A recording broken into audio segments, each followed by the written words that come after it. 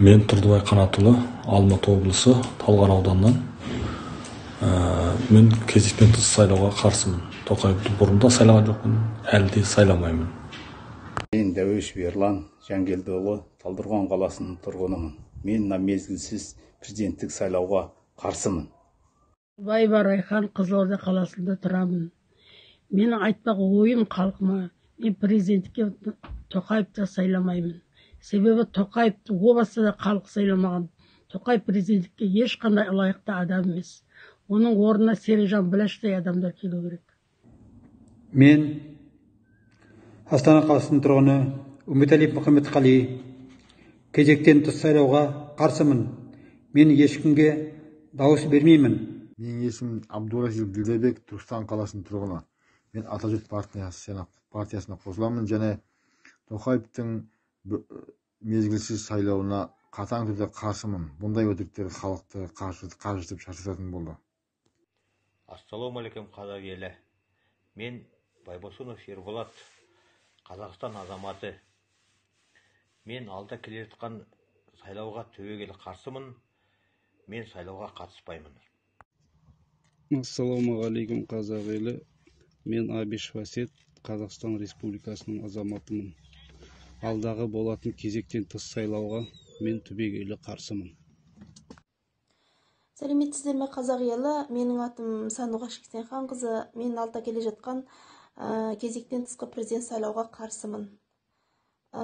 Мен сайлауға қатыспаймын. Мен Бекділдаев Ернат Нұрсұлтанұлы, Қазақстан Республикасының азаматымын. Алдымызда келе жатқан 2022 жыл 25 қазанда болатын кезектен тыс сайлауға қарсымын. Мен сайлауға қатыспаймын. Ассалаумағалейкум қазақ елі. Мен Қабдул Құмар, Алматы облысы, Қарасай ауданының тұрғыны. Мен қарашаның 25 өтетін кезектен тыс президент сайлауына түбегейлі қарсымын. Мен Түркістан облысы Сарыағаш ауданының тұрғыны Бахатова Камиля. Мерзімінен бұрын өтетін президенттік сайлауға қарсымын. Мен Алматов Анарбек Жүнісұлы, Қостанай облысынан. Алдағы кезектен тыс болатын сайлауға қарсымын. Ешкімге дауыс бермеймін. Мен Алдажаров Шаймұхаммед, кезектен тыс өтетін заңсыз Қазақстандағы сайлауға қарсымын. Заңсыз дейтін себебім, президент өліп қалған жағдайда, қандай да бір жағдай болып, денсаулығы жарамай, өз қызметін атқара алмай қалған кезде, немесе ел басқа да бір жағдайлармен басшысыз, президентсіз қалған кезде ғана кезектен тыс деген сайлау өткізу керек екен негізі. Маңғыстау облысы Бейнеу ауданының тұрғыны Қорбақ Мерей. Мен алдағы мерзімінен бұрын өткізіліп отырған сайлауға қарсымын. Мен Жаңаөзен қаласының тұрғыны Құлмұрат Сұлтанбаев. Мерзімінен бұрын өтетін президенттік сайлауына қарсымын. Мен Китаров Нәдір,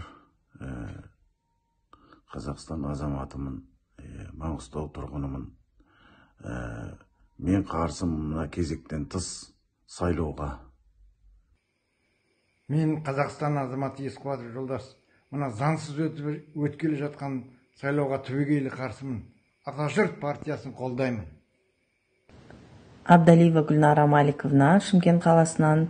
Мына келе жатқан кезектен тыс президенттік сайлауға қарсымын.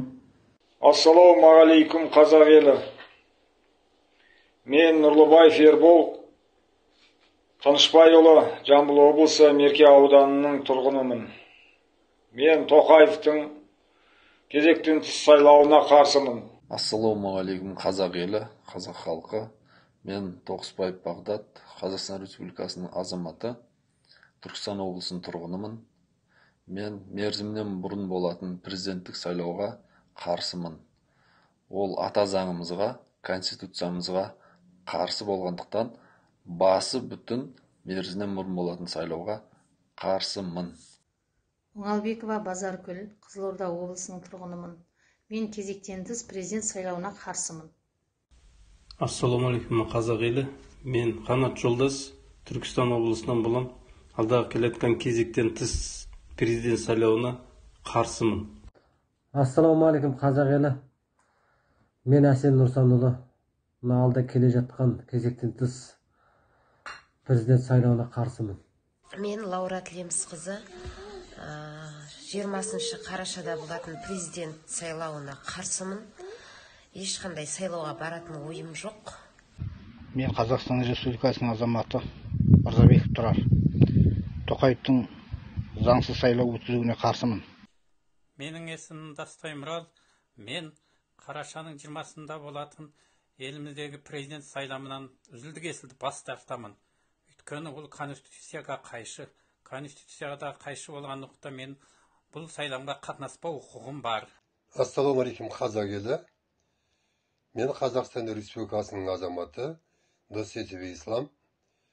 Мен алдағы кезектен тыс өтетін президенттік сайлауға түбегейлі қарсымын. Ассалаумағалейкум қазақ елім. Мен Қазақстан Республикасының азаматы Сыздықов Бауыржан. Алда болатын кезектен тыс президенттік сайлауға түбегейлі қарсымын. Ассалаумағалейкум қазақ елі. Мен Иманғалиев Самат, Оралдан. Мына кезектен тыс президенттік сайлауға мен қарсымын. Мен қатыспаймын. Мен Мұқай Ерғали. Мен кезектен тыс сайлауға қарсымын. Мен Алтын Құсайын қызы. Кезектен тыс президент сайлауға қарсымын. Мен Ұлан Құсайынұлы. Кезектен тыс президент сайлауына қарсымын. Тоқаевқа мүлде қарсымын. Ассалаумағалейкум. Менің аты жөнім Дүйсенбек Нұршаұлы. Қызылорда облысының тұрғынымын. Мен мына болғалы жатқан кезектен тыс жалған сайлауды мойындамаймын. Қарсымын. Ассалаумағалейкум қазақ елі. Мен Сейіт Нұрсұлтанұлы, Ақмола облысының тұрғынымын. Мен мына кезектен тыс сайлауға қарсымын. Сәлеметсіздер ме қазақ елі? Мен Жұмабай қызы Ақсәуле. Алдағы келе жатқан президенттік сайлауға қарсымын. Мен Еспергенов Сәкен, Алматы облысының тұрғынымын. Мына сайлауға түбегейлі қарсымын мен. Бұл заңсыз сайлауға жол бермеу қажет. Мен бойкот деп жариялаймын. Мен Қазақстан азаматы Астана тұрғыны Табысқан Мағрұпханұлы. Мен кезектен тыс өтетін президенттік сайлауға қарсымын. Мен Мазинов Ержан Әзімханович, Өскемен қаласының тұрғынымын. Алдыда кездескен 20 ноябрьдегі кезектен тыс президенттік сайлауына қарсымын. Ассалаумағалейкум халайық. Мен Жандарбеков Нұрмахан Қалқозұлы, Астана қаласының тұрғыны. Мен мынау заңсыз, мезгілсіз сайлауға қарсымын. Тоқаев орнынан кетсін. Жақсылығын да, пайдасын да көрдік, жетеді енді. Жастар шықсын. Ассалаумағалейкум қазақ елі. Мен Жұбанов Болат, Бейнеу тұрғыны Маңғыстау облысынан. Кезектен тыс Тоқаевтың, Қасым-Жомарт Тоқаевтың сайлауына қарсымын. Қай кандидаттарды ешқайсысын қолдамаймын. Нағыз ата жұртты қолдаймын.